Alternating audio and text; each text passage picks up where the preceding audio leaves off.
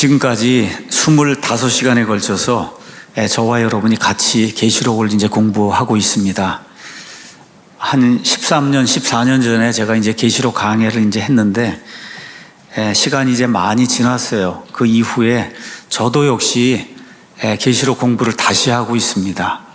그래서 그 전에 몰랐던 게 이런 것이 있었는데 이번에 이런 것들이 있구나 하는 것들을 이제 저 자신이 이제 배우고 있어요. 말씀드린 대로 우리 성경은 늘 배우는 사람이 돼야 된다. 이렇게 이제 우리에게 가르쳐 주고 있어요. 배우고 확신하게 된 것들 가운데 거해야 된다. 그래야 흔들리지 않는다고 성경이 우리에게 이야기해 주고 있고, 또 특별히 여러분과 제가 아시는 것처럼 온 세상이 말세를 향해서 질주해 나가고 있어요. 마지막 때의 그런 징조들이 곳곳에서 나타나고 있어요. 엊그젠가 어느 분하고 이제 잠깐 이야기하다 보니까 지금 유럽이나 이런데 기상이변이 나타나서 여러분 아시는 것처럼 그냥 강이 다 말라붙고, 그렇죠? 정말 한 번도 경험해 보지 못한 이와 같은 그 더위가 이제 덮쳐서 유럽에는 극심한 그런 그 고통을 사람들이 지금 겪고 있어요. 이런 것들이 정말 하나님께서 회개하라고 다시 한번 주시는 그런 그 징조가 아니냐, 이렇게 자기는 생각하는 그런 이야기를 듣고 참 귀한 말씀이라고 저도 이제 동일하게 됐습니다. 세상에 많은 그런 일들, 그 다음에 이런 천재지변들, 기후변화, 이런 모든 것들이 성경이 말하고 있는 마지막 때를 향해서 지금 나가고 있다는 걸 저와 여러분이 분명히 알 수 있어요. 그렇기 때문에 이런 것 가운데서 고통당하지 않고 저와 여러분의 영과 육이 평안을 누리기 위해서 그래서 계시록을 공부하는 거예요. 계시록 공부해서 여러분을 공포 속으로 집어넣으려고 하는 게 아니고, 저와 여러분이 확실하게 이 말씀들을 알게 될 때 평안함을 누릴 수 있다는 거예요. 평안함. 이걸 위해서 같이 공부를 지금 하고 있는 겁니다. 4장부터 19장에는 교회가 이제 나오지 않습니다. 왜 나오지 않느냐? 4장이 기록이 되는 그 순간 전에 교회가 휴거가 돼서 4장에서 19장은 보통 우리가 이야기하는 7년 환란기를 다루고 있어요. 그래서 하나님께서는 우리에게 환란 전에 휴거를 받는 복된 소망을 주셨습니다. 이걸 아주 이번 기회에 확실하게 정립을 하고 누가 물으면은 그러면 그거를 잘 설명해 줄 수 있는 저와 여러분이 좀 되면 좋을 것 같습니다.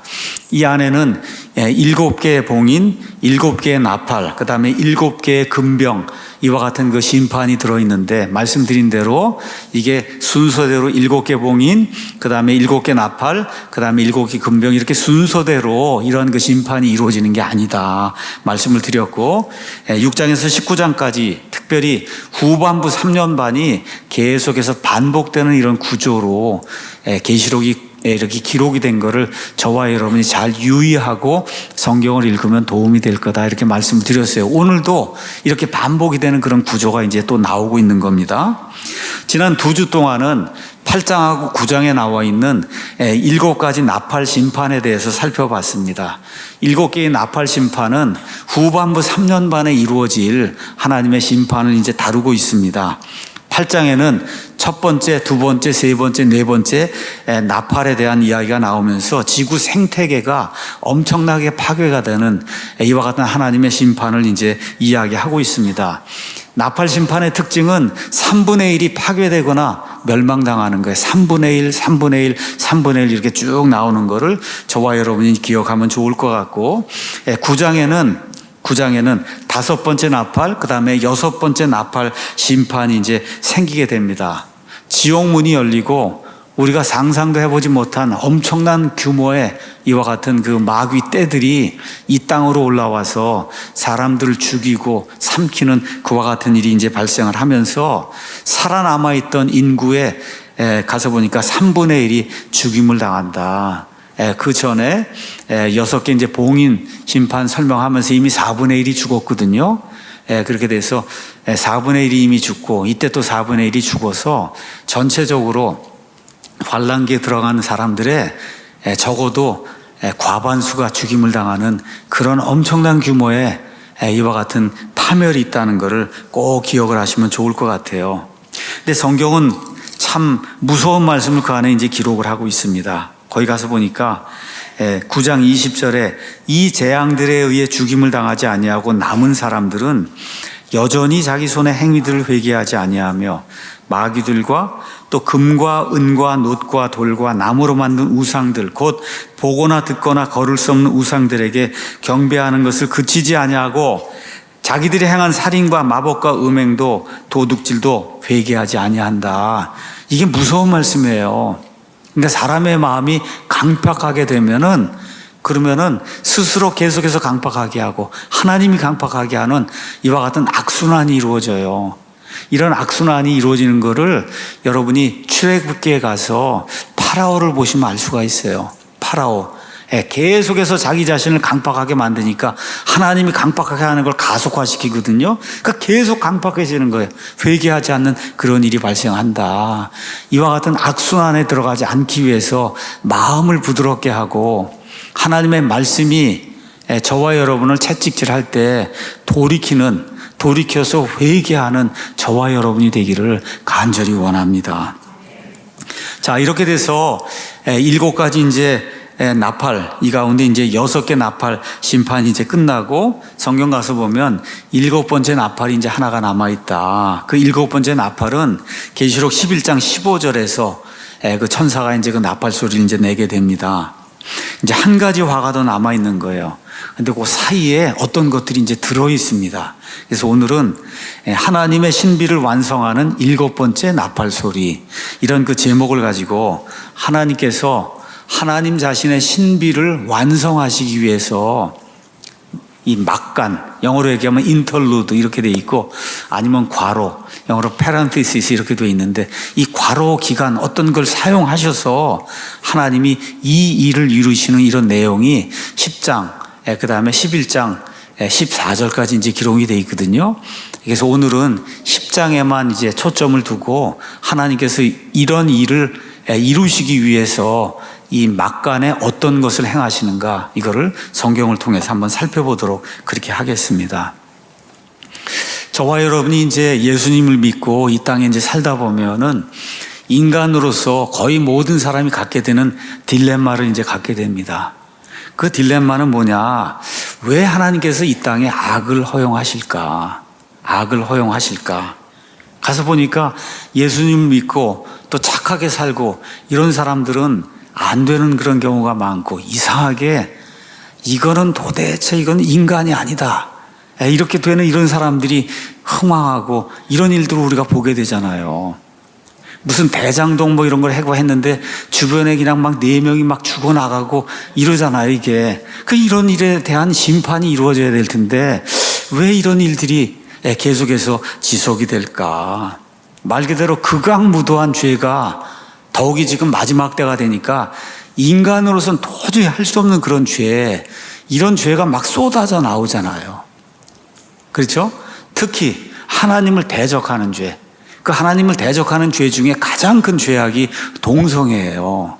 하나님께서 인간을 하나님의 형상으로 남성과 여성으로 만드셔서 그래서 분리를 두셨는데 이거를 침범을 해서 이렇게 해서 하나님의 이와 같은 위험에 도전하는 그런 일, 이게 그냥 극대화되고 있는 이런 세상 속에 살고 있고, 또 하나님이라는 게 존재하지 않는다고 하는 진화론이나 공산주의 이런 것 때문에 얼마나 많은 사람들이 고통을 당하고 있어요. 북한에 제가 주민수는 정확히 모르지만 한 2,000에서 2,500만 주민들이 지난 한 70년 이상 말 그대로 거의 지옥에서 생활하고 있잖아요. 그래서 도대체 왜 하나님께서 이런 거를 허락하시는가, 이런 생각을 하면 다 딜레마에 이제 빠지게 됩니다. 왜 하나님께서 이런 부패, 이런 사악한 일, 이런 것들을 허용을 하고 계실까? 또 많은 경우에 예수님 믿는 사람들, 또 바르게 살려고 한 이런 사람들이 고통을 당하는 그런 일이 이 세상에 비일비재하게 지금 일어나고 있어요. 그러다 보니까 우리가 늘 그런 생각 하잖아요. 언제나 이 사악한 일, 아니면 사악한 일 행한 이런 사람들이 다 사라지고 하나님의 공의가 회복이 될 수 있을까, 이런 생각을 우리가 늘 하게 되거든요. 욥기 12장 6절 가서 보면 욥이 이걸 이렇게 표현했어요. 강도들의 장막들은 번영하고, 아까 제가 말씀드렸잖아요. 사람이 그냥 주변에서 4명이 막 죽어나가고 그래도 자기는 모른다. 이게 강도지 않습니까, 여러분? 그렇잖아요. 이 강도들의 장막들은 번영하고 하나님을 노엽게 하는 자들은 안전하니 하나님께서 그들의 손에 풍성히 가져다 주신다 해서 하나님을 대적하고 극도로 부인하는 자들이 부자가 되고 그렇지 않은 사람이 가난하게 되는 일이 우리 주변에 많이 생기는 걸 저와 여러분이 본단 말이에요. 시편 10편 1절에서 5절 제가 읽지는 않겠습니다. 가서 보시면 역시 동일한 내용이 그 안에 기록이 되어 있고 시편 74편에는 이 아삽이라고 한 사람이 이렇게 이야기해. 10절 11절에 오 하나님이여 대적이 원수가 어느 때까지 모욕하리이까 원수가 주의 이름을 영원히 모욕하리이까 어찌하여 주께서 주의 손 그 주의 오른손을 거두시나이까 주의 품에서 그 손을 꺼내셔서 이 자를 좀 심판하십시오 하고 지금 아삽이 하나님께 간구하는 거예요. 이렇게 내다보니까 그 당시엔 지금처럼 죄악이 많지 않았을 거예요. 하나님을 극도로 대적하는 그 일. 그런데도 불구하고 아삽이 보기에는 너무너무 안타까운 거예요. 하나님을 대적하는 이런 사람들, 유대인들, 선민이라고 하는 이런 사람들이 하나님을 대적하는데 참을 수가 없는 거예요. 하나님 도대체 왜 이런 자들을 그냥 내버려 두십니까? 지금 그렇게 이야기하고 있는 거예요. 예레미야도 가서 보시면 예레미야 12장 1절에서 2절 오 주여 내가 주와 변론할 때 주께서는 의로우시니이다. 그럼에도 내가 주의 판단들의 공의에 대해 주께 말씀드리려 하나이다. 어찌하여 사악한 자들의 길이 순탄하니이까 어떻게 나쁜 자들의 길은 이렇게 순탄해서 말 그대로 모든 일이 형통하고 자식들이 잘 되는 것 같고 어찌하여 크게 배신한 자들이 행복하니까 주께서 그들을 심으셨으므로 참으로 그들이 뿌리를 내렸고 그들이 자라서 참으로 열매를 맺나니 그들의 입은 주께 가까이 있으나 그들의 속중심은 멀리 있나이다. 이건 특별히 이스라엘 안에 하나님을 섬긴다 하고 뭐 제사장 노릇하고 서기관 노릇하고 율법을 지킨다고 겉으로는 그렇게 하는데 속마음은 완전히 하나님을 떠나간 이런 자들이 오히려 잘 되고 그렇죠. 하나님의 뜻대로 살기 위해서 노력하고 좀 하나님의 말씀을 지키기 위해서 애를 쓴 이런 사람들은 잘 되지 않는데 이게 도대체 하나님 무슨 공입니까? 지금 예레미야가 하나님께 말씀을 드리는 거예요. 우리 요한계시록 가서 보시면 계시록 6장 10절에 가서 보니까 환난기에 순교를 당한 이와 같은 성도들이 있어요.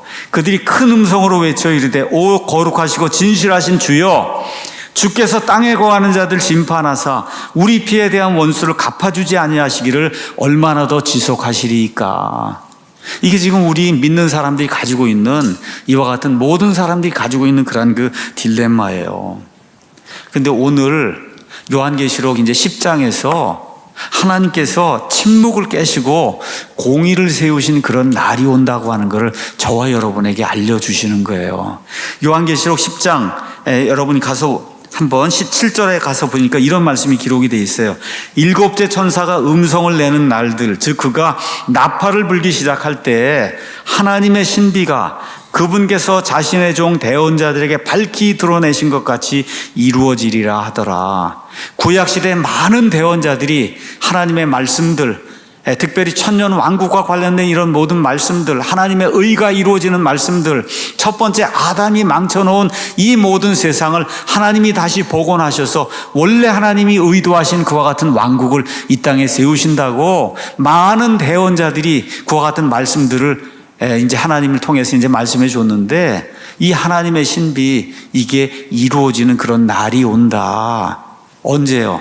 일곱 번째 이 나팔을 가진 천사가 나팔을 불 때 그와 같은 일이 이루어진다는 거예요.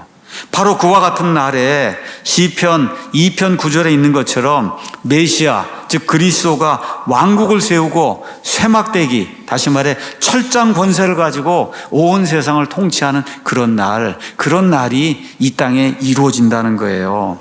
그렇게 되면 이사야서 11장 9절에 있는 것처럼 이 땅에 있는 모든 사람이 다 주님을 아는 그런 지식으로 충만하게 되는 그런 일이 발생을 하게 된다. 베드로후서 3장 3절에서 4절 가서 보니까 예수님을 또 하나님을 비방하고 조롱하고 하나님이 어디 있냐 그러고 예수님이 다시 오신다는 그런 말이 어디 있냐 그러고 비방하고 조롱하는 자들이 드디어 이제 침묵하게 되고 그렇죠? 아무 말도 하지 못하고 부끄러움을 당하는 그런 날이 닥치게 된다. 성경이 그렇게 이야기하고 있습니다. 또 가서 보니까 요한계시록 20장 1절에서 3절 마귀와 그의 사역자들이 붙잡혀서 1000년 동안 무적행 속에 이제 갇혀갖고 더 이상 이 마귀가 민족들을 속이지 못하는 그와 같은 일이 생기는 그런 때, 이런 때가 온다고 성경이 우리에게 이야기하고 있어요. 하나님의 백성에 대한 핍박이 멈추는 그와 같은 날, 특히 이스라엘 백성 온 세상을 한 2000년 이상 떠돌아다니며 정말 많은 사람들에게 비방거리가 되고 조롱거리가 되고 조속거리가 됐던 이 하나님의 백성 이스라엘이 영광을 받고 이렇게 되면서 핍박이 멈추는 그와 같은 날이 온다고 성경이 이야기하고 있습니다. 이사야서 65장 20절에 가서 보니까 그때는 사람들의 수명이 늘어나서 나무의 수명과 같이 된다. 노아의 홍수 이전에 사람이 1000년 정도 살았거든요. 그와 같이 사람의 수명이 다시 복원이 되는 그와 같은 때가 온다고 성경이 우리에게 이야기하고 있어요. 65장 이사야서 25절에 가서 보니까 그때에는 지금 육식을 하는 모든 짐승들, 이런 사자라든지 표범이라든지 이런 모든 짐승들이 다 초식으로 다시 돌아가서, 그래서 노아의 홍수 이전에 에덴 동산에서 하나님께서 창조해 놓으셨던 그런 모습으로 다시 돌아가는 그런 날이 온다고 성경이 우리에게 이야기해 주고 있어요. 이게 언제 이루어지냐? 7번째 나팔 소리가 나는 때, 7번째 나팔 소리가 나는 때, 우리 한번 가서 요한계시록 11장 15절 말씀을 보도록 하겠습니다. 요한계시록 11장 15절 가서 보니까 7째 천사가 나팔을 불매 하늘에 큰 음성들이 있어 이르되 이 세상의 왕국들이 우리 주와 그분의 그리스도의 왕국들이 되었고 그분께서 영원 무궁토록 통치하신다. 그래서 우리 주 아버지 하나님, 여호와 하나님, 그분의 왕국이 되고 그분의 그리스도, 여러분 하나님의 그리스도 예수 그리스도의 왕국이 돼서 그 왕국을 예수 그리스도께서 영원 무궁토록 통치하시는 그와 같은 일이 이루어진다고 성경이 이야기하고 있어요. 그래서 7번째 나팔 소리가 나면 곧바로 순식간에 집중적으로 계시록 16장에 나와 있는 7개 금병심판이 집중적으로 이 땅에 이제 부어지면서, 그래서 모든 것들이 다 평정이 되고 이렇게 돼서, 그래서 하나님의 왕국이 이 땅에 이루어지는 그런 일이 발생한다고 성경이 우리에게 이야기하고 있어요.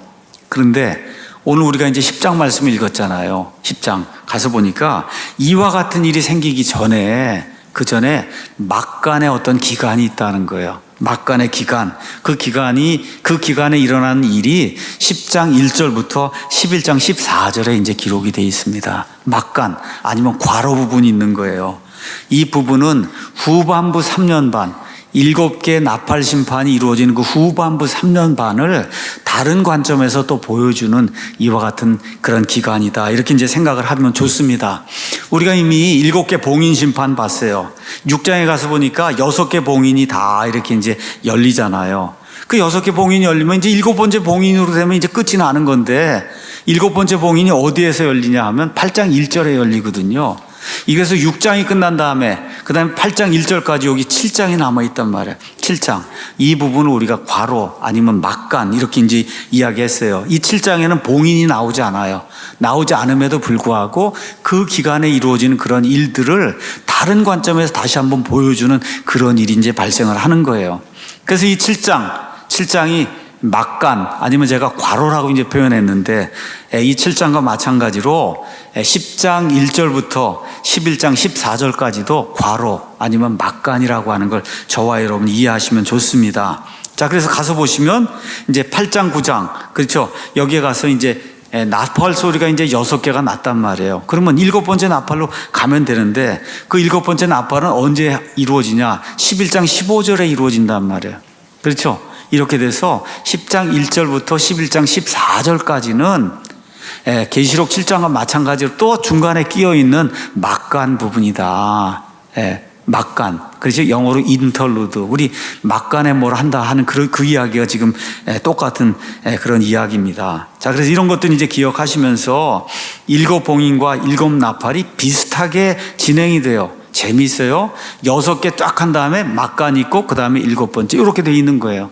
지금 차이는 7봉인은 전체 7년을 다 다루고 그 다음에 7나팔은 후반부 3년 반을 다룬다. 요게 지금 차이가 있는 거예요. 근데 저와 여러분이 가셔서 나중에 여러분들 가서 한번 요한계시록 16장 7금병을 가서 보시면 6번째 금병하고 7번째 금병 사이에도 또 하나의 조그만 막간이 들어있어요. 그렇게 되니까 7봉인, 7나팔, 7금병 하여튼 6개 끝나고 나면 조그만 어떤 이 중간에 이런 그 기간이 들어있다, 막간이 들어있다. 재미있게 하나님께서 이렇게 반복적으로 이거를 보여주고 있다는 걸 저와 여러분이 기억하시면 좋습니다. 자, 그러면 이 중간 괄호 부분 아니면 막간 부분, 이 부분에서 하나님이 무슨 일을 하시는가? 하나님의 백성을 위로하는 그런 말씀도 하나님이 주시고, 다시 말해 너희가 지금 고난을 당하고 있지만 환난기에 들어가 있는 성도들에게 이야기하는 거예요. 내가 너희를 잊지 않고 있다. 이걸 다시 한번 보여주세요. 또 그 막간 부분에 기록된 내용들을 보면 그러면 다른 관점에서 그 기간에 어떤 일이 일어나고 있는가를 저와 여러분에게 보여주는 거예요. 그래서 이런 것들 기억하면서 10장에는 7나팔 심판, 이게 이제 괄호 부분인데, 특별히 10장에는 이상한 천사, 특이한 천사, 지금까지 보지 못했던 그런 그 천사가 나타나서 아주 특이한 그런 일들을 하는 것이 이 안에 이제 기록이 되어 있어요. 11장은 유대인들이 극도의 핍박을 당하는 그런 내용이 11장에 이제 기록이 되어 있고, 12장도 마찬가지 내용이 이제 기록이 되어 있습니다.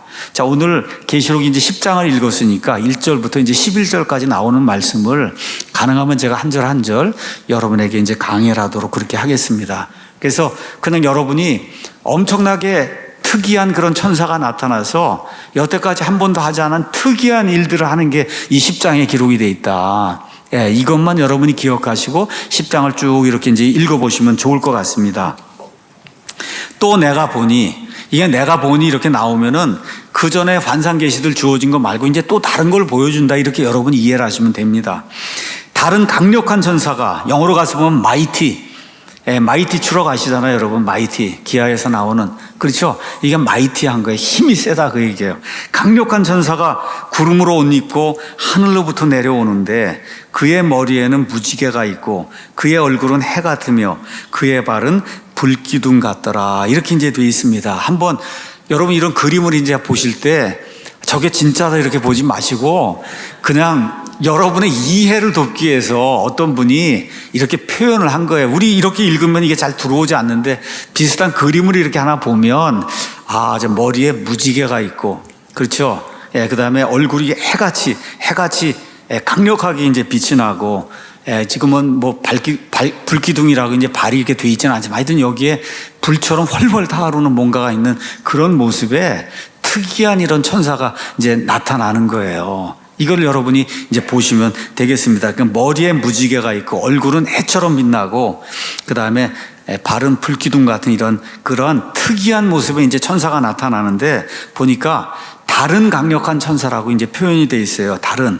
그러니까 지금 7개 나팔 심판 할 때 그 천사가 그 나팔을 불잖아요. 그렇죠. 또 7개 봉인을 가진 이런 자들이 있고 한데, 어쨌든 여기 나와 있는 이 천사는 7개 나팔을 가지고 있던 그 천사하고는 다른 종류의 그런 천사다. 지금 성경이 우리에게 그렇게 이야기하고 있습니다. 여러분 요한계시록에 가서 무지개를 보시려면 4장 3절에 나와요. 이 무지개가 어디에 있냐? 하나님의 왕좌 둘레에 에메랄드 같은 그런 무지개가 있다.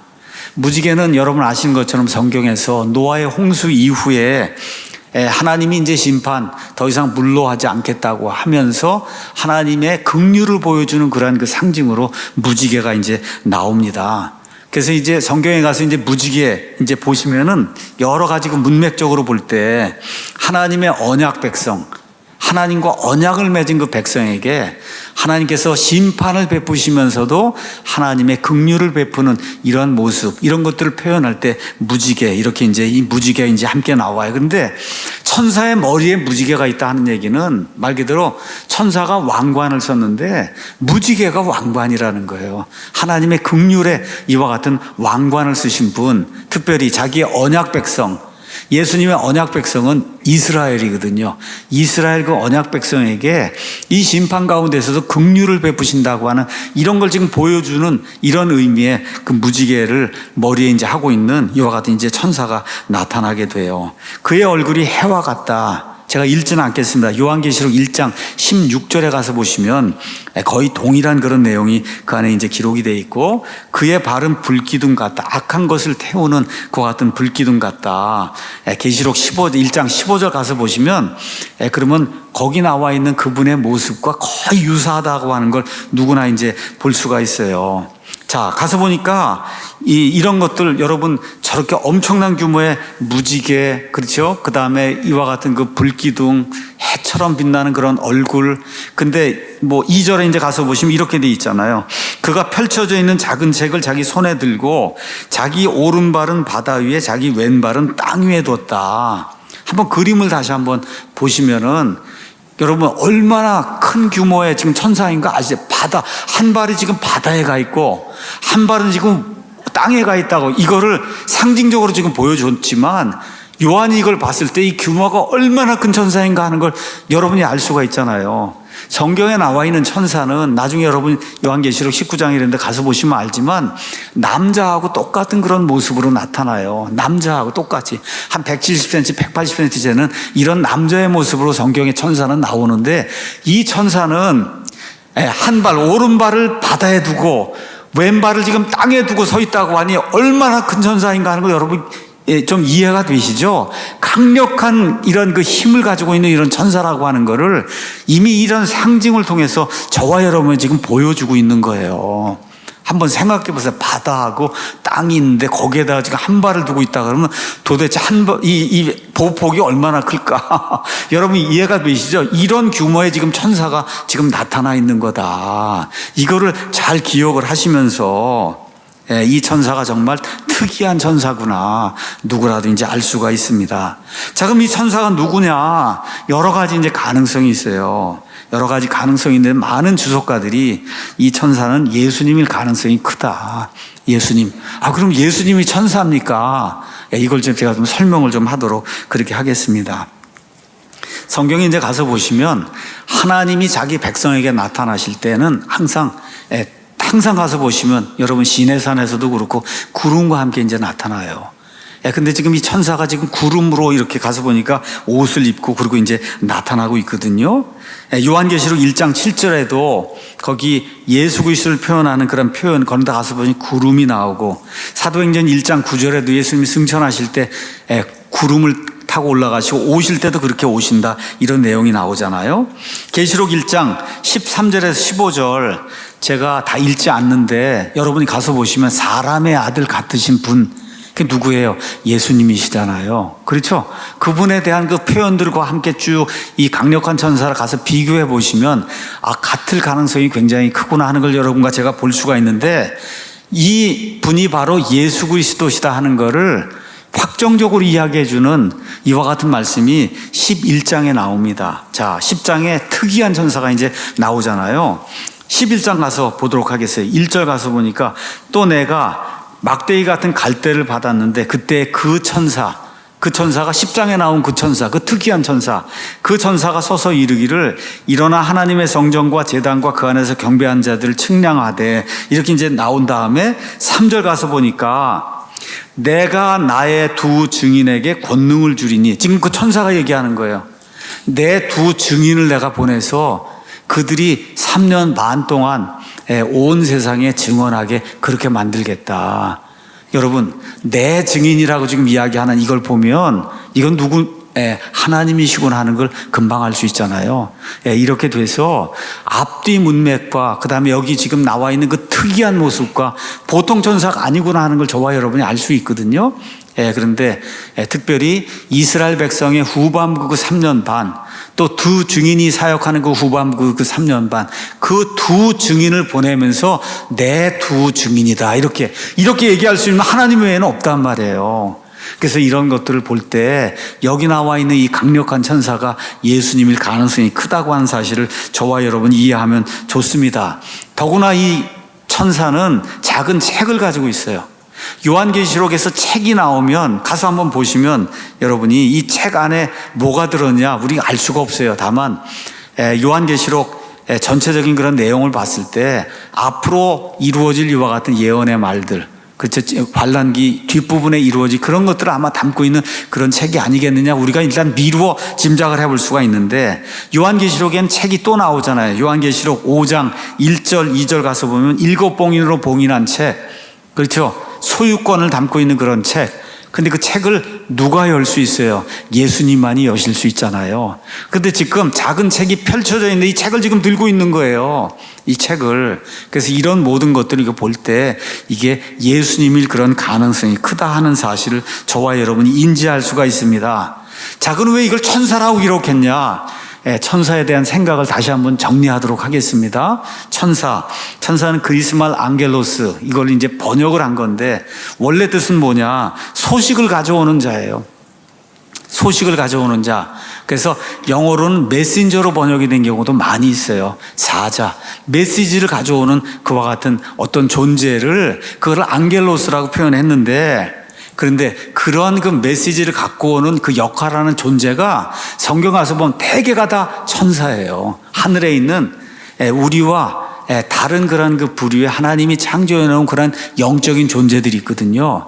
그래서 하늘에서 일을 하는 그런 존재다, 사역하는 그런 존재다 해서 우리가 천사라고 그렇게 표현한 거예요. 이거를 영어로는 에인절이라고 그렇게 표현을 한 거다. 이걸 저와 여러분이 기억하시면 좋겠어요. 근데 성경은 예수님이 하나님의 천사라고 이야기해요. 우리 가서 한번 갈라디아서 4장 14절 말씀을 한번 보도록 하겠습니다. 바울이 이야기하는 거예요. 내 육체 안에 있는 나의 시험거리를 너희가 업신여기지도 아니하고 거부하지도 아니하였으며 오히려 나를 하나님의 천사같이 곧 그리스도 예수님같이 받아들였도다. 여러분 지금 이렇게 나오잖아요. 그렇죠. 하나님의 천사같이 곧 그리스도 예수님같이 받아들였다. 이런 데 나오는 천사는 하나님의 메시지를 들고 와서, 예수님이 하나님의 메시지를 들고 와서 그 메시지를 전달하고 다시 올라가셨잖아요. 이런 의미의 앙겔로스의 본질적인 그런 이야기를 하는 거지, 하나님이 창조하신 무슨 이런 거 이야기하는 게 아니다. 그래서 성경의 천사 이런 게 나오게 될 때, 특히 구약 성경의 주의 천사 이런 게 나오게 될 때 많은 경우 주의 천사가 여호와 하나님이에요. 여호와 하나님. 아브라함에게 나타나고 롯에게 나타나고 한 그 천사가 가서 보니까 누구예요? 여호와 하나님이에요. 하나님의 일을 하는 그와 같은 모습으로 나타나고 있다. 이런 걸 기억하시면은 아마 여기 나와 있는 이 특이한 천사가 예수님일 가능성이 크다고 하는 이와 같은 말에 저와 여러분이 아마 동의를 하게 될 겁니다. 자, 10장 2절 가서 보니까 그가 펼쳐져 있는 작은 책을 자기 손에 들고 자기 오른발은 바다 위에 자기 왼발은 땅 위에 두었다. 이 작은 책이 뭐냐? 제가 말씀드린 대로 알 수가 없어요. 이따가 이제 작은 책을 먹는 그런 내용이 나오기 때문에 그때 가서 다시 한번 제가 설명을 하도록 하겠습니다. 자, 여기 가서 보니 오른발은 바다 위에 두고 왼발은 땅 위에 뒀다. 지금 이제 10장, 그 다음에 11장, 12장은 유대인들에 대한 거예요. 가서 보시면 유대인들이 고난당하는 그런 일이 이 안에 이제 기록이 돼 있어요. 후반부 3년반에 특별히 적그리스도가 7년 동안 이 언약을 맺었다가 3년 반이 되는 그 순간에 어떻게 언약을 파기하고 자기가 하나님이라고 하나님의 성전에 들어가서 이스라엘 백성을 극도로 핍박하는 그런 일이 이제 생기는 그때에 이 천사가 지금 나타나는 거예요. 근데 지금 땅에 한 발을, 왼발을 대고 오른발은 지금 바다 위에 댔다. 이런 여러 가지 그런 문맥적인 것을 봤을 때 여기 나와 있는 땅은, 지금 저 그림에 봤을 때 저기 나와 있는 땅은 가나안 땅, 유대인들이 살고 있는 팔레스타인 땅일 가능성이 크고, 그 옆에 있는 바다는 당연히 지중해가 될 그런 가능성이 크다. 이렇게 보는 것이 무리가 없는 그런 해석일 거다. 이렇게 이제 생각이 듭니다. 그래서 땅과 바다는 팔레스타인, 지금 있는 저 이스라엘 살고 있는 저 땅, 그렇죠? 그 다음에 그 옆에 있는 지중해, 이렇게 이제 보는 그런 주석들이 이제 많이 있습니다. 자, 그런데 이 천사가 3절, 사자가 울부짖는 것 같이 큰 음성으로 외치니 그가 외칠 때 7 천둥이 자기 음성을 내어 말하더라. 여러분, 요한계시록은 상징으로 이제 기록이 되어 있는 거예요. 성경에 가서 사자에 대한 그 상징을 가서 보시면 둘로 나와요. 하나는 예수 그리스도, 그렇죠? 유다 지파의 사자, 이렇게 나와 있는 예수 그리스도 계시록 5장에 나와 있는 그 예수님을 사자라고 표현하고 예수님을 모방하는 자가 또 하나 있잖아요. 누구예요? 마귀가 울부짖는 사자같이 너희를 삼키려고. 이렇게 지금 사자는 가서 보면 예수 그리스도 아니면 그러면 마귀로 지금 나오고 있어요. 그래서 앞뒤 문맥으로 봤을 때 이게 예수님이라고 생각되면 그러면 계시록 5장 5절에 나와 있는 유다 지파의 사자, 그렇죠? 이거를 연상을 하시면서 사자가 으르렁하고 소리를 내잖아요. 울부짖는 그런 소리를 내면서 예수님께서 무언가를 지금 하려고 할 때 일곱 천둥이 자기 소리를 내서 무언가를 말하는 그런 내용이 그 안에 이제 기록이 돼 있다. 자, 이걸 보면 저와 여러분이 무언가를 볼 수가, 여러분 만일에 저 천사를 다시 한번 보세요. 이게 만일에 팔레스타인 땅이고 이게 지중해다. 일단 바다하고 땅이라니까 엄청난 규모의 저런 규모의 이런 존재가 지금 나타난 거잖아요. 그렇잖아요. 환란기 후반부에 어느 시점에 저 천사가 이제 나타났단 말이에요. 자, 이것과 이스라엘 백성과의 관계를 우리가 한번 생각을 해보면, 그러면 이스라엘 백성이 결국은 돌아서지 않습니까? 언제 돌아서냐?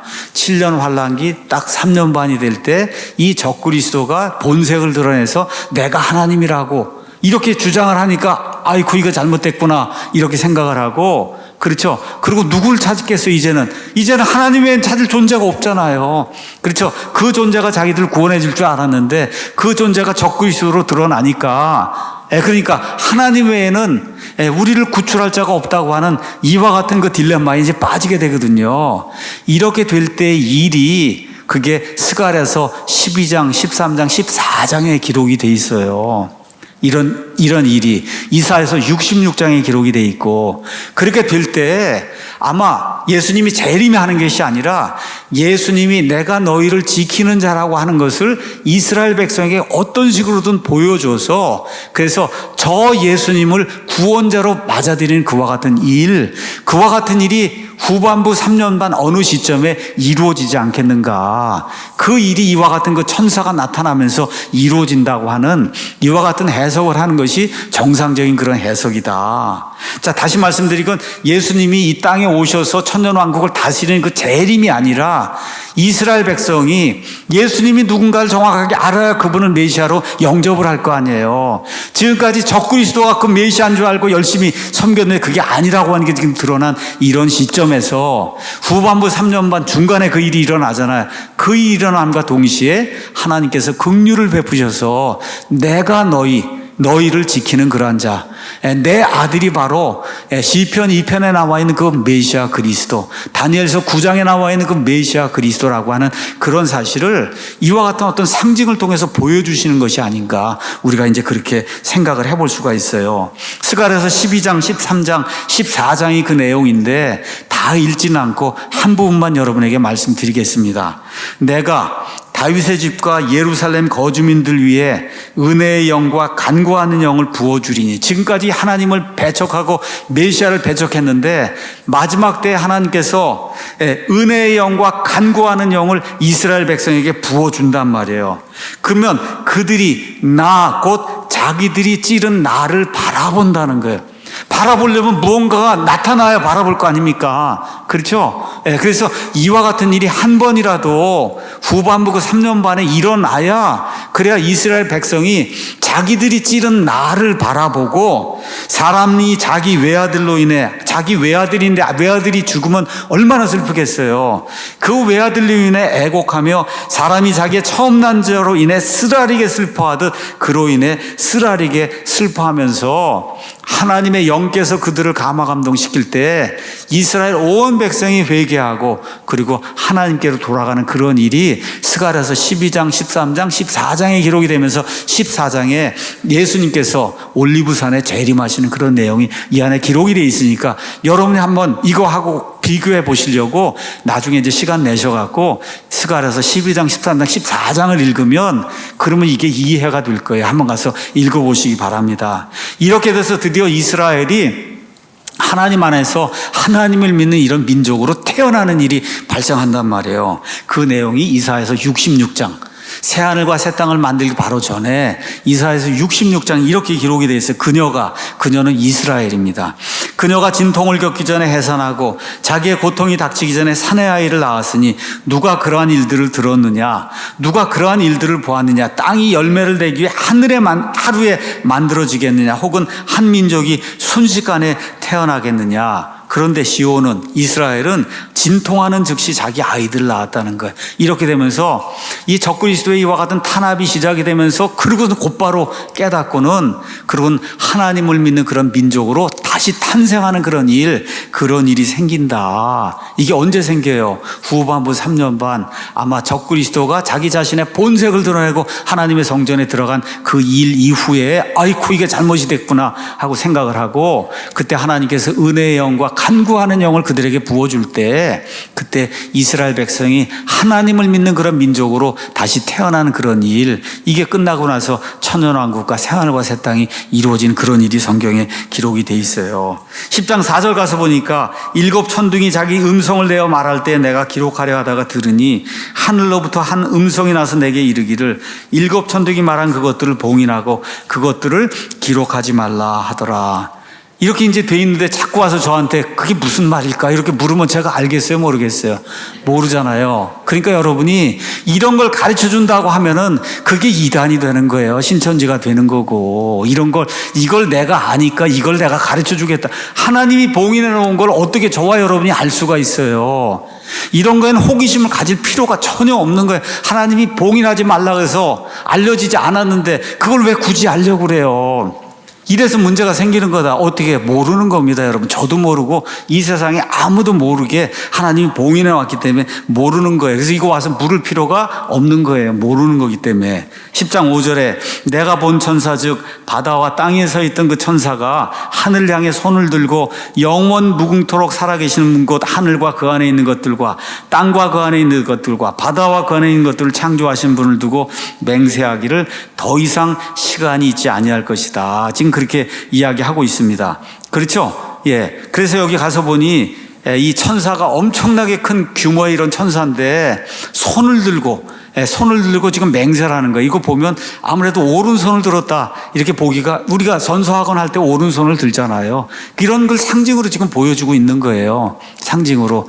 우리 킹제임스 성경 이런 데 가서 보시면 자기 손을 들었다 이렇게 돼 있어요. his hand로 이렇게 돼 있는데, 그러니까 이제 다른 성경에는 오른손이라고 오른을 집어넣거든요. 왜 그러냐면 오른손을 들지 왼손으로 선서하는 사람이 어디 있냐 이렇게 생각을 하고 오른을 집어넣으면 안 됩니다. 이게 보기에는 분명히 오른손 같아도 성경이 그냥 자기 손이라고 하니까 그냥 손으로 둬야지 오른손을 들었다고 자기 생각을 그 안에 집어넣으면 안 되는 거야. 해석은 할 수 있어요. 이게 오른손일 가능성이 크다. 왼손 들고 선서하는 사람이 어디 있어요? 어디 가나 다 오른손을 들고 선서를 하니까. 이렇게 이제 돼 있는 걸 저와 여러분이 기억하시고, 자, 이 하나님의 임무를 띠고 지금 이 땅에서 예수님이라 할지라도 메신저로 에인절로 지금 내려와서 하나님의 주신 것 같은 그 임무를 감당하고 있는 거잖아요. 그래서 이제부터 내가 해야 될 일, 이게 뭐예요? 진실이다. 여러분, 법정이고 어디 가서 이거 선서하면 지금부터 내가 이야기하는 건 진실입니다. 그렇죠? 그래서 truth, 그 다음에 only truth, 영어로 얘기하면 nothing but the truth, 이거 하겠다고 법원에 가서 이렇게 선서를 할 때 그때 하는 게 이 오른손을 드는 거잖아요. 그 손을 들고는 맹세를 하는데, 맹세를 어떻게 하느냐, 누구를 두고 맹세를 하냐, 가서 보니까 이렇게 돼 있어요. 영원 무궁토록 살아계시는 분, 영원 무궁토록 살아계신다고 하는 얘기는 스스로 존재하는 분만이 가능한 거예요, 이게. 맞죠, 여러분?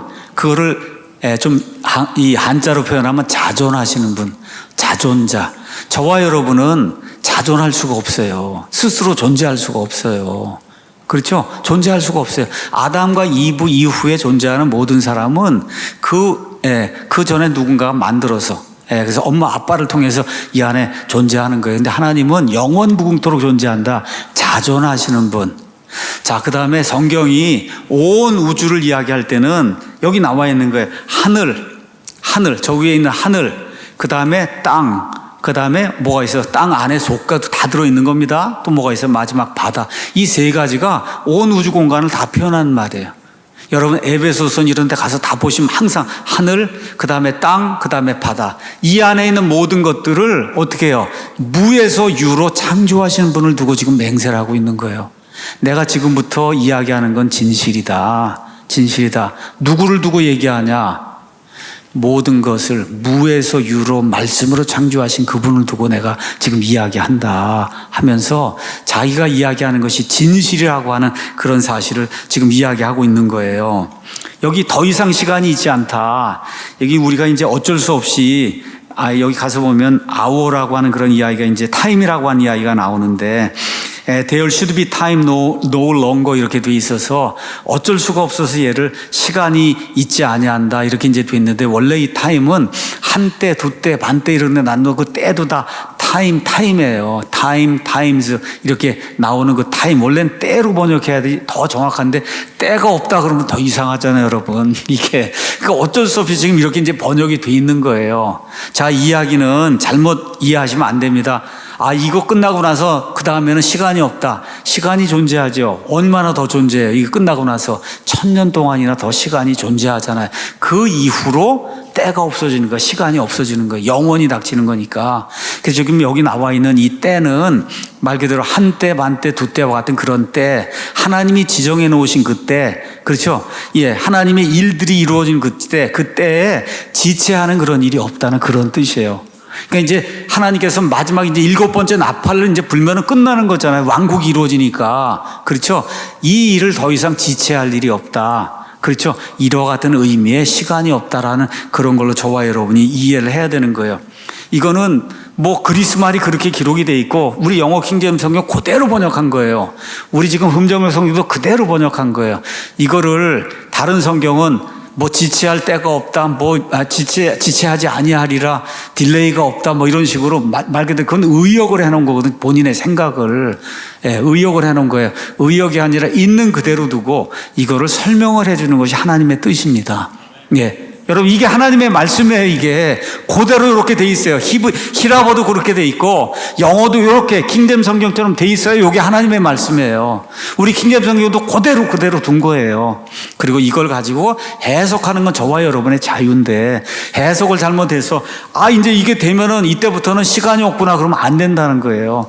천년왕국이라고 하는 천년의 시간이 아직도 기다리고 있기 때문에 그런 의미가 아니다. 이렇게 이제 이해를 하시면 좋습니다. 자, 10장 7절 가서 보니까 일곱째 천사가 음성을 내는 날들, 즉 그가 나팔을 불기 시작할 때 하나님의 신비가 그분께서 자신의 종 대언자들에게 밝히 드러내신 것 같이 이루어지리라 하더라. 이렇게 이제 기록이 되어 있습니다. 자, 7번째 나팔이 이제 소리가 나면은 하나님의 신비가 완성이 된다는 거예요.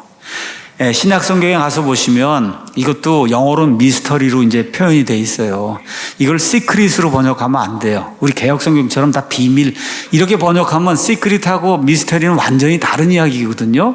그러니까 시크릿은 우리가 비밀로 번역하고 미스터리는 신비로 번역을 해야 그래야 그것이 하나님이 우리에게 주시고자 했던 그런 의미가 되는 거예요. 그래서 이 미스터리라고 하는 그런 말 신약 성경에는 나오는데 이 미스터리 신비라고 하는 말은 구약 시대에는 알려져 있지 않은데 신약 시대에 드러난 진리를 이야기할 때 그거를 미스터리라고 표현하고 있는 거예요. 신비라고 이야기하고 있는 거다. 그래서 여러 개의 신비가 있어요. 예를 들어 로마서 11장 25절. 아니 저렇게 왜 이스라엘 사람은 저렇게 하나님을 믿지 않고 예수님을 믿지 않지? 그건 뭐로 되어 있어요? 그게 신비로 되어 있어요.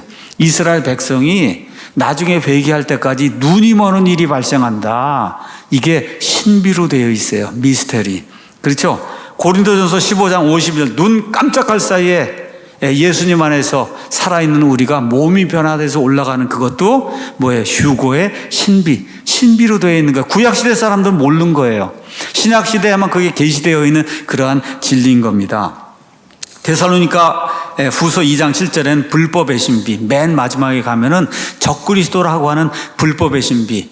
구약시대에 뭐 비슷한 그런 모습이 있지만 여기 이제 환란기 때에 가서 보면은 이 자가 어떠한 자라고 하는 것이 완연하게 드러난단 말이에요. 이런 걸 불법의 신비, 에베소 3장 4절 그리스도의 신비, 그리스도 메시아에 대한 것들이 구약시대에 있지만 다 이렇게 뭐라 그럴까 명확하지 않았거든요. 이 신비가 확연하게 드러난단 말이에요. 에베소 3장 4절, 에베소 5장 32절에 그리스도와 그 다음에 교회의 신비.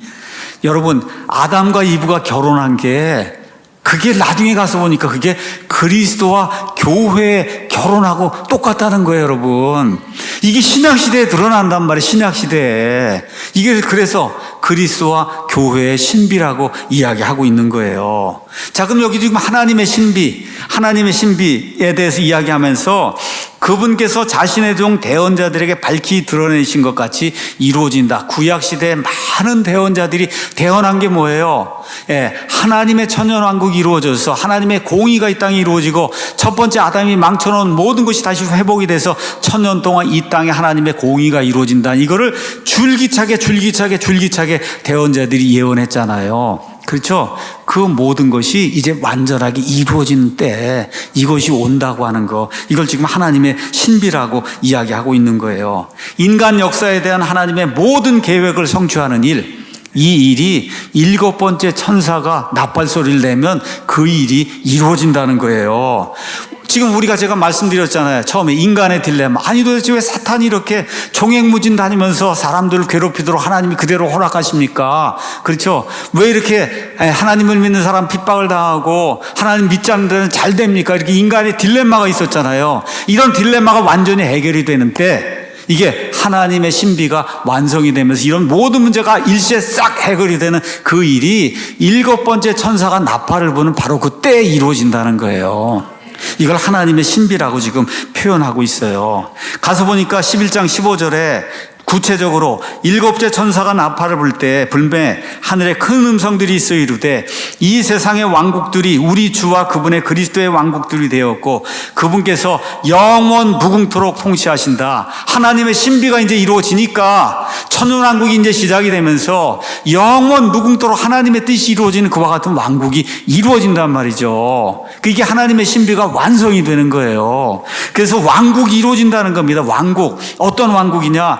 구약시대에 모든 대언자들이 줄기차게 외친 게 뭐예요? 하나님의 뜻, 하나님의 통치가 이 땅에 이루어지는 왕국이 이 땅에 오게 된다. 그렇죠?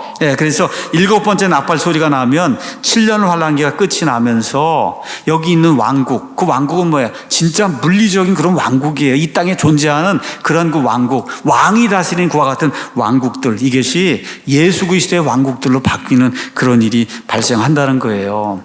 예수님께서 이 일을 위해서 초림 때 오셨어요. 근데 예수님 처음 오셨을 때 이 일이 이루어지지 않았어요. 우리 마태복음 6장 9절에서 10절 가서 보시면 보통 주기도문이라고 하는데 거기 가서 보니까 예수님께 이렇게 기도하라 그러잖아요.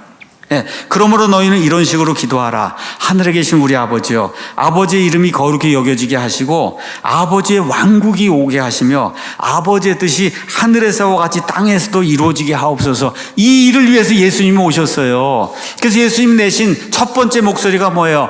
회개하라. 하늘의 왕국, 하늘에서 이루어진 그 왕국이 땅에서도 이루어지는 그 일이 생기는 그 일을 위해서 내가 왔다고 예수님 말씀하시고 3년 반 동안 그 일을 위해서 일을 했는데 이스라엘 백성이 거부하잖아요. 그래서 왕국이 연기가 되잖아요. 언제까지? 재림하시는 날까지 연기가 되잖아요. 그 일이 7번째 나팔 소리가 나면 그럼 어떻게 돼요? 왕국이 실제로 물리적으로 이 땅에 존재하는 모든 왕국이 다 예수님의 왕국이 되는 그런 일이 발생을 한다. 이래서 하나님의 신비가 완성이 된다고 성경이 우리에게 이야기되는 거예요.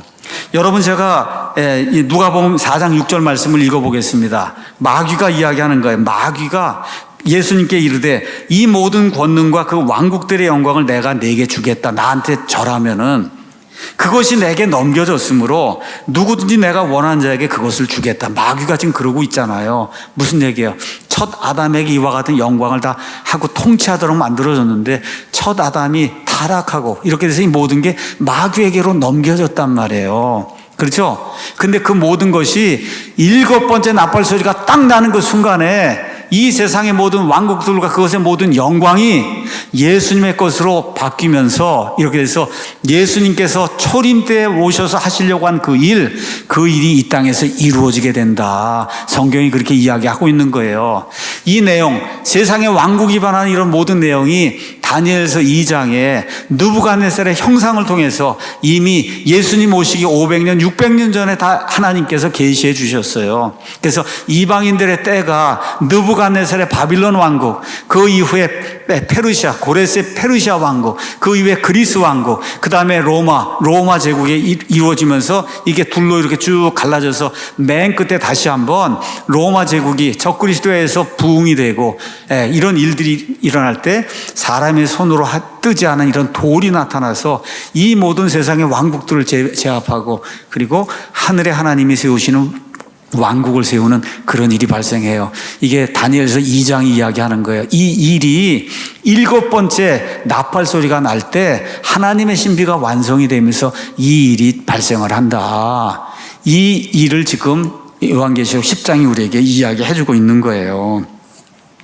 자, 그래서 요한계시록 이제 11장 15절 이후에는 이 세상에 다른 뉴스가 없어요. 뭐 윤석열이다, 뭐 바이든이다, 뭐다 이런 얘기가 없어요. 누구 얘기만 나오겠어요? 뉴스에는. 만일에 뉴스가 있다 그러면 예수님 이야기만 나와요. 예수님이 온 세상 다스리는 왕이시기 때문에. 여러분 이해하시겠어요? 그렇게 이해하시면 돼. 그냥 뉴스에는 예수님 얘기만 나오는 거다. 그런 때가 온다는 거예요. 언제 이후에? 11장 15절 7번째 천사가 나팔을 분 그 이후에는 이와 같은 왕국이 이루어지는 거다. 근데 불행하게도 예수님을 믿는다고 한 사람들 가운데 무천년주의자가 있어요. 무천년주의자, 특별히 가톨릭교회. 예수님의 승천 이후에 이 교황을 통해서, 그래서 예수님의 대리자 교황을 통해서 교회가 세상을 다스리는 이게 왕국이다, 이렇게 주장하는 어리석은 자들이 있어요. 그렇죠? 아닙니다, 이거. 아니에요. 그런 일 발생한 적이 없어요. 누가 이런 걸 만들어줬냐? 어거스틴이라고 하는 이교도, 이런 사람이 이런 것들을 만들어 놓은 거예요. 그 이후에 루터나 칼빈 이런 사람이 어거스틴 걸 그대로 답습을 해서, 그래서 장로교, 개혁주의 이런 데서는 천년왕국이 있다는 걸 믿지 않아요. 심지어 휴거를 믿지 않아요. 목사들이 휴거를 믿지 않습니다. 왜 이러냐? 사람들의 전통을 따르기 때문에 그런 거예요. 그래서 우리는 그런 거 다 배격을 하고 성경에 있는 그대로 환난전 휴거의 복된 소망을 우리가 믿고 있는 겁니다. 10장 8절 가서 작은 책을 취하라는 목소리가 이제 하늘에서 이제 나게 됩니다. 그렇죠? 7째 천사가 음성을 냈는데 이거 쭉 이야기하고, 그 다음에 8절에 내가 하늘로부터 들은 그 음성이 다시 내게 말하여 이르되 가서 바다와 땅 위에 서 있는 천사의 손에 펼쳐져 있는 작은 책을 가져가라. 그렇게 얘기하기에 내가 그 천사에게 가서 그에게 이르되 그 작은 책을 내게 주십시오. 이렇게 하니까 그가 내게 이르되 그것을 가져다가 먹으라. 그것이 내 배는 쓰게 할 것이나 내 입에서는 꿀같이 달 것이다. 여러분, 책을 가져다가 먹는 거, 이거는 이미 구약 성경에 나와 있어요. 구약 성경 에스겔서 2장 9절, 3장 3절에 가서 보시면 하나님의 말씀드리는 이런 책 한번 읽어볼게요. 사람의 아들아, 내 배가 먹게 하고, 두루마리가 있는데 그 두루마리를 내 배가 먹게 하고 내가 내게 주는 이 두루마리로 내 창자를 채우라. 에스겔에게 이야기하는 거예요. 하시기에 내가 그걸 먹었는데 그것이 내 입에서 꿀같이 달더라. 먹을 때는 꿀같이 다는데 지금 여기 가서 보니까 먹고 난 다음에는 어떻게 쓰게 됐다가 지금 그렇게 이야기를 하잖아요. 그렇죠? 여기 나와 있는 작은 책이 사실 무언가는 말씀드린 대로 우리가 알 수가 없어요. 추측해 보기에는 다니엘서 12장 4절에서 9절 거기 가서 보면 끝이 임하는 때까지 봉인이 된 책이 있어요. 열지 말라고 한 거. 그건 특별히 유대인들에게 닥치는 그와 같은 어려운 일들, 이런 것들이 담겨있는 이와 같은 말씀들이 봉인이 되어 있는데 아마 이런 것들이 아니겠는가. 앞으로 후반부 3년 반 동안에 이루어질 그런 일들, 유대인들에게 일어날 그런 일들을 담고 있는 그런 말씀이 아닌가, 우리가 이제 그렇게 추측을 해볼 수가 있습니다. 자, 요한이 그걸 먹었더니 달았다는 거, 여러분, 달면 좋잖아요. 그건 무슨 얘기예요? 아, 예수님이 궁극적으로 승리하시는구나. 어린 양이 승리하시는구나. 그리스도의 왕국이 이제 드디어 이 땅에 오는구나. 인간의 모든 딜레마가 다 해결이 되는구나. 이걸 생각하니까 너무 좋았다는 거예요. 근데 가서 보니 먹은 뒤에 어때? 썼다 그랬잖아요. 근데 그 일이 이루어지려면 아직 시간이 남아있는데 그 시간 동안에 자기 민족 유대인들이 엄청난 고난을 당하고, 그렇죠. 그 다음에 이 땅에 남아있는 사람들 가운데 예수님을 믿는 환란기 성도들 있잖아요. 이방인들. 이 사람들이 적그리스도 때문에 엄청나게 핍박을 당하는 그런 일들을 그걸 다 보여줬으니까. 그러니까 어때요? 쓰단 말이에요. 여러분, 그렇게 저와 여러분이 이해하시면 좋겠어요. 적그리스도의 그 철권 통치 이런 것들이 그냥 눈앞에서 그거 보여지니까 자기 입에 처음에는 달았는데 그것이 썼다고 하는 그와 같은 식으로 저와 여러분이 이해하면 좋습니다. 마지막 하나만 읽고 마치겠습니다. 그가 내게 말하기를 내가 반드시 많은 백성들과 민족들과 언어들과 왕들 앞에서 다시 태어나야 하리라. 다시니까 어떻게 다시 돌아가는 거예요. 제가 여기 요한계시록 타임라인을 여러분에게 이제 보여드렸잖아요. 그래서 가서 보면 맨 끝에 7번째 이제 봉인 나팔인데 거기 가서 보면 제가 요한계시록 10장 11절 그래서 다시 돌아오는 거예요. 이렇게 다시 돌아와서 적그리스도 14만 4천, 그 다음에 후반부에 이제 두 증인, 그 다음에 12장에 나오는 용이 나타나서 이스라엘 백성을 탄압하는 그런 일, 이게 다시 한번 반복이 되는 그런 일이 발생하고 맨 끝에 7개의 금병이 순식간에 쏟아지면서 온 세상을 심판하는 이런 것들이 이루어진다. 이렇게 말씀을 드렸어요. 그러니까 성경을 그냥 있는 그대로 저와 여러분이 물 흐르듯이 쭉 따라가면서 보시면 되는 거다. 자, 결론의 말씀 드리겠습니다. 저와 여러분이 어려움을 당하고 있고 세상에서 환난을 당하지만 예수님 말씀대로 세상에서 너희가 환난을 당할 터이나 예수님 안에서 위로와 평안을 가지라. 왜 그래요? 하나님의 공의가 이루어지는 날이 온다는 거예요. 반드시 온다는 겁니다. 악을 행하는 자들이 심판을 받는 그런 일이 반드시 온다. 그 사실 저와 여러분이 기억해야 돼요. 우리가 예수님과 함께 통치하는 그날이 반드시 이 땅에 온다는 거예요. 이런 모든 걸 기억하면서 깨어 있어서 하나님의 말씀을 잘 기억을 하고 아이들과 함께 믿음 생활을 잘하는 저와 여러분이 되길 원해요. 마지막으로 하나, 환난전 휴고의 복된 소식. 우리 저 7년 환난기 들어가지 않습니다. 이게 가장 큰 기쁜 소식이에요. 이걸 기억하고 하나님께 감사드리는 우리 사랑침례교회 모든 성도들이 되기를 예수님의 이름으로 축원합니다. 기도하겠습니다.